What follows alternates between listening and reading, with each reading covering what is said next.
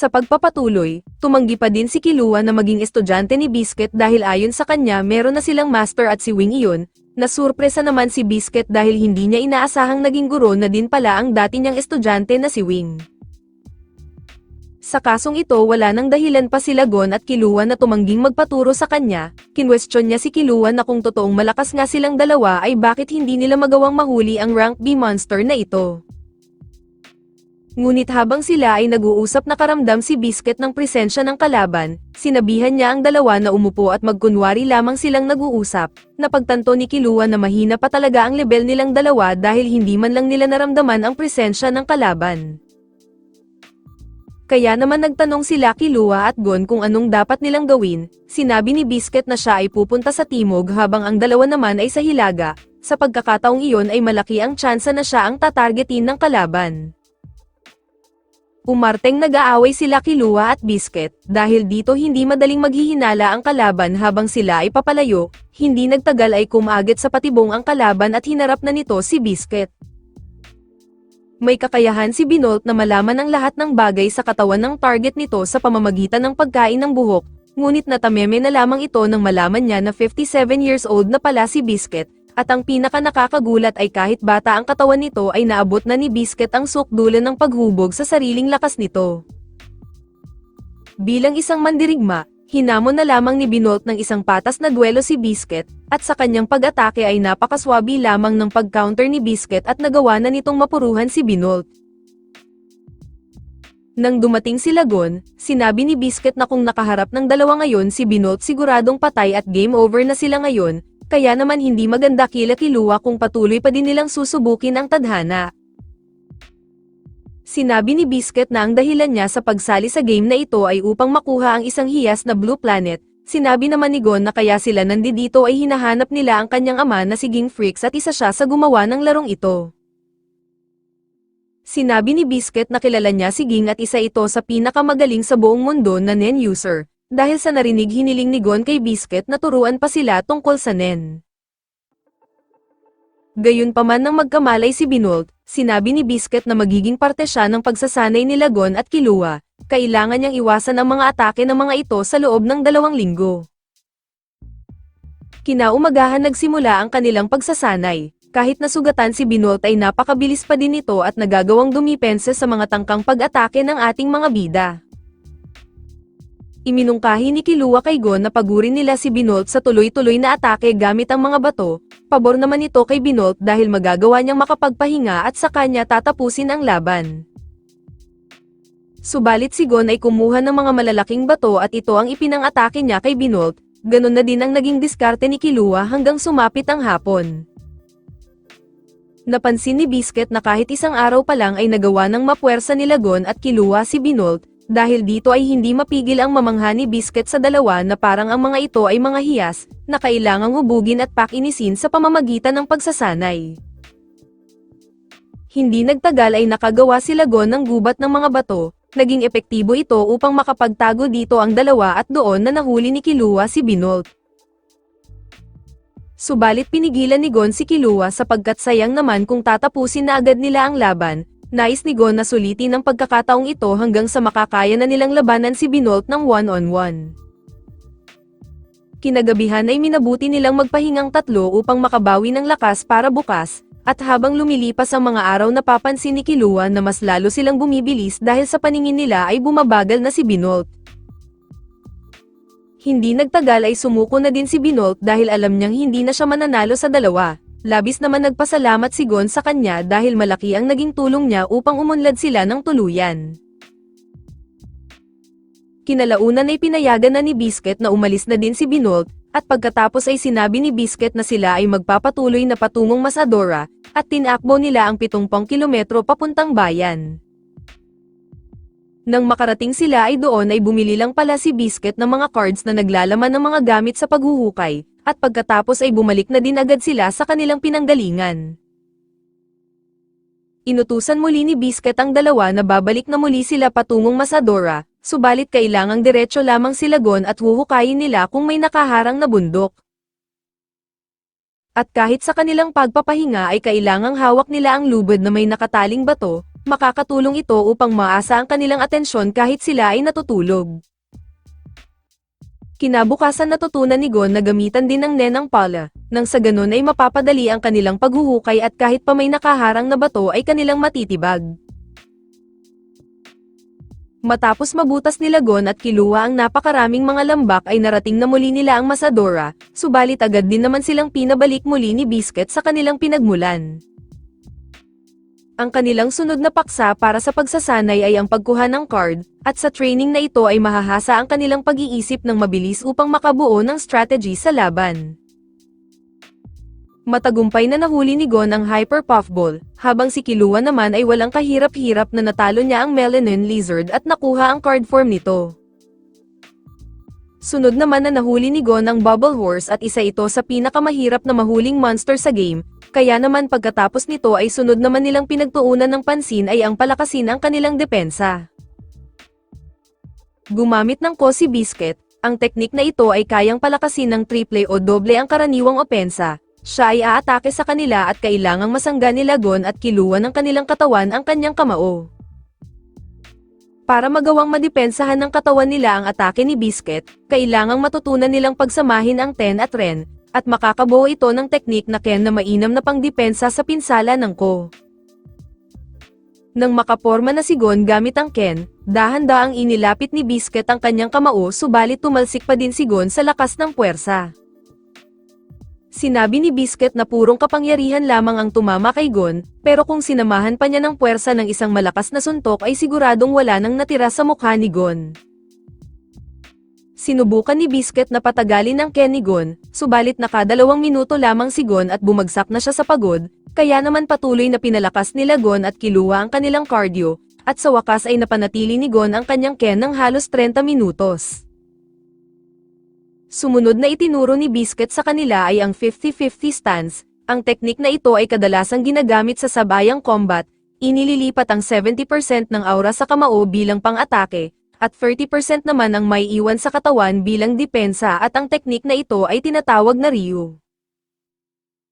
Nang magawa ito nila Gon at Killua, inutusan ni Biscuit na gawin nila ito sa sparring upang sila ay maasa, at kahit na mabagal ang kanilang paggalaw ay naging epektibo ito, upang sila ay mas masanay sa paglipat-lipat ng aura sa iba't ibang bahagi ng katawan bilang depensa at opensa.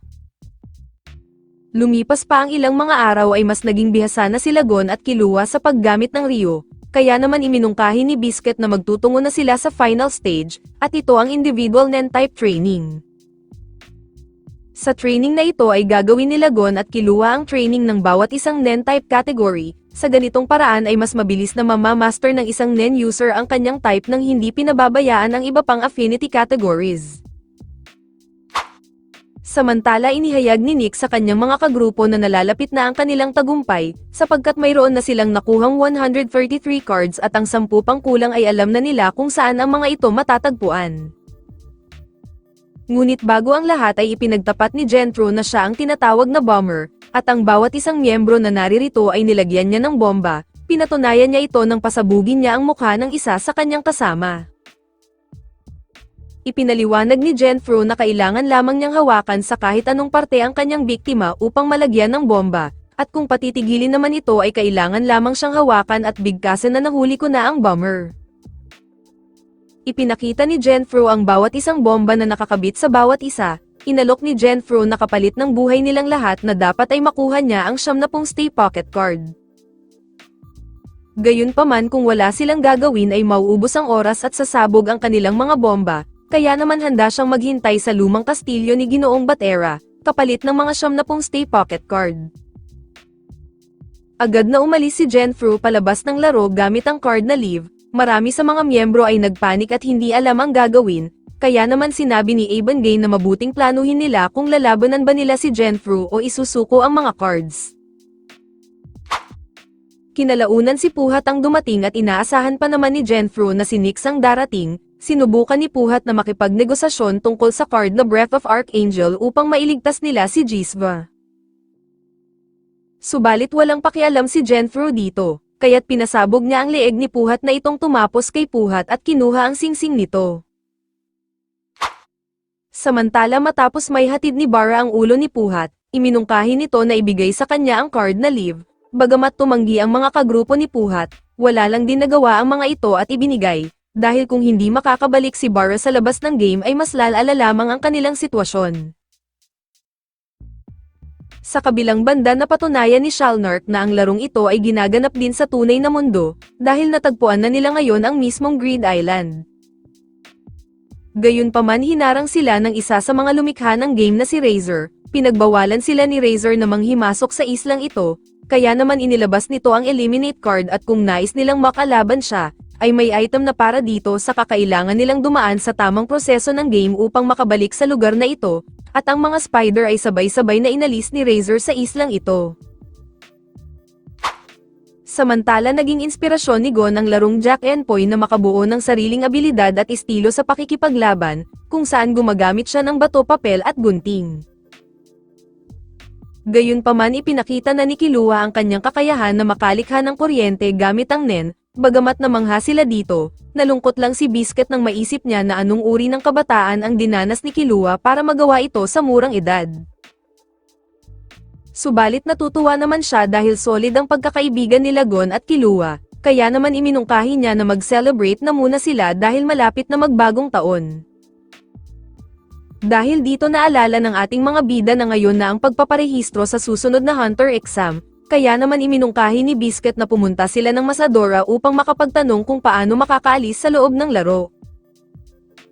Sinabi ng NPC na sa kanlurang bahagi ng isla ay kailangan nilang matalo o masuhulan ang namamahala doon upang makakuha ng tiket palabas ng game. Nagpasya na sila Killua na magpunta sa pier at tagumpay siyang nakakuha ng tiket na gagamitin niya palabas ng game. Sinabi sa kanya ni Gon na kapag nakarating na siya sa Dole Harbor ay magtungo siya sa puno ng Sidro, at naroroon ang mga magical beast at magpakilala lang siya na kaibigan niya si Gon. Maya-maya muling humarap si Killua kay Elena. Pinaalala nito na sa oras na siya ay lumabas ng laro ang lahat ng card na nakuha niya ay mawawala. Sumangayon naman dito si Killua at dinala na siya sa Dole Harbor. Samantala habang patuloy na nagsasanay si Gon ay nakatagpo muli nila si Abengain, napansin nila ang bomba sa balikat nito, ikinwento ni Abengain kung paano sila niloko ni Genfro at bihag nito ang lahat ng buhay ng miyembro. Alam niyang hindi tutupad si Genfro sa usapan, kaya't naririto siya at nakiusap kila Gon na pabalaan ang sino man tungkol sa bomber, at kung imposibleng matalo nila Gon ang bomber at hindi maibigay ang hustisyang para sa kanila, muling nakiusap si Abengain na huwag hayaan maklear ng mga bomber ang game na ito.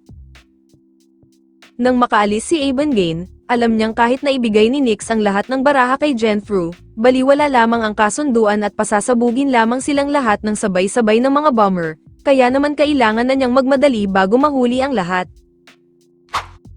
Samantala nakipagkita na si Nyx kila Genfro, walang nagawa ang galit ni Nyx sa pagkamatay ni Jisva, at napilitan din itong ibigay ang kanyang singsing, dahil nais ni Genfro na malaman kung dala-dala nga ni Nyx ang lahat ng cards na hinihingi niya.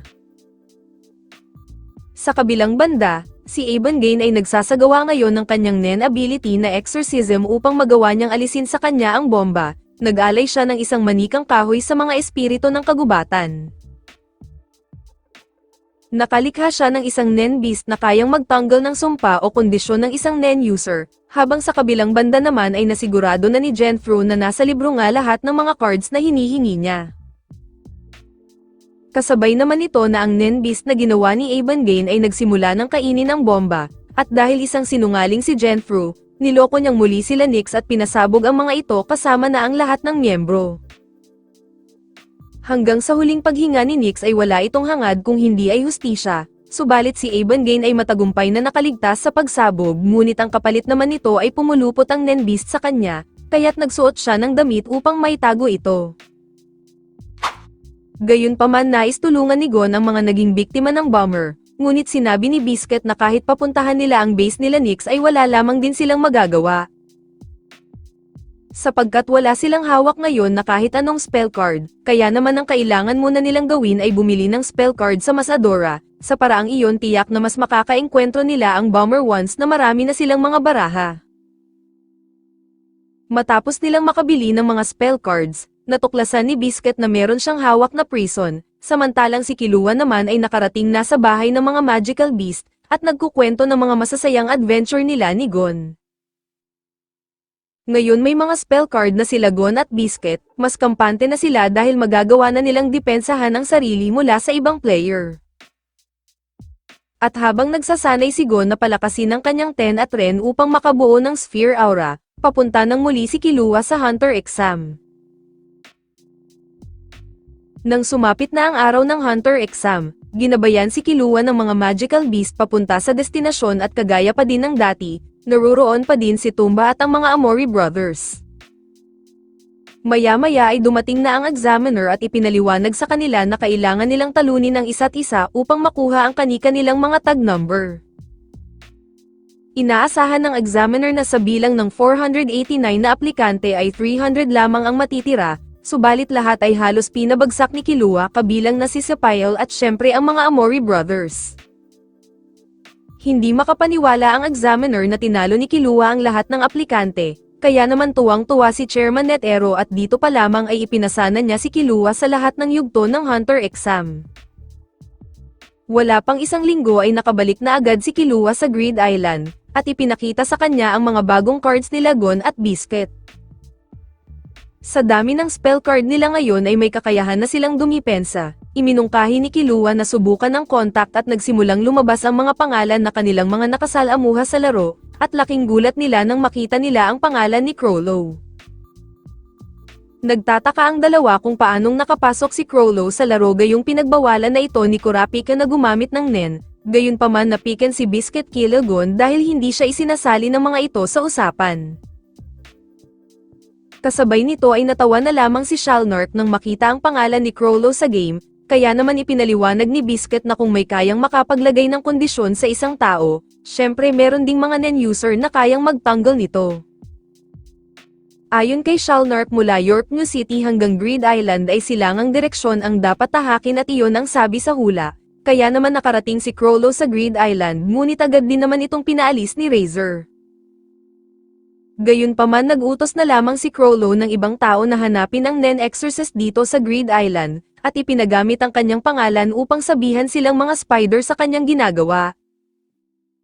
Ngunit biglang dumating si Hisoka at ipinaalam niya sa mga spider na siya ang gumamit ng pangalan ni Crollo, at tinutulungan niya si Crollo upang hanapin ang Nen Exorcist, upang matanggal na ang ipinataw na kondisyon kay Crollo at makalaban na niya ito sa isang duelo. Samantala sinabi ni Kurapika kay Killua na malalaman niya agad kung natanggal na ni Crollo ang kondisyon na pinato niya dito, kaya naman walang dapat ikabahala. Gayunpaman nadatnan ni Kurapika si Ginoong Nostrad na balisa, dahil si Lady Nian ay biglaang nawala ang Nen nito at hindi nila alam kung ano ang sanhi nito. Ikinwento ni Killua kila Gon at Biscuit ang napag-usapan nila ni Killua, at dahil tapos na sila sa pagsasanay, iminungkahi na ni Biscuit na oras na para seryosohin nila ang larong ito. Sinuntok ni Gon ang napakalaking puno at nahulog ang napakaraming mga insekto, at nakakuha sila agad ng 3 white stag beetle. At sa pagpapatuloy ng kanilang paghahanap ay nakakuha din sila ng card na Golden Dusk Girl, at nang manalo naman sila sa patimpalak ay nakakuha si Gon ng Paladin's Necklace.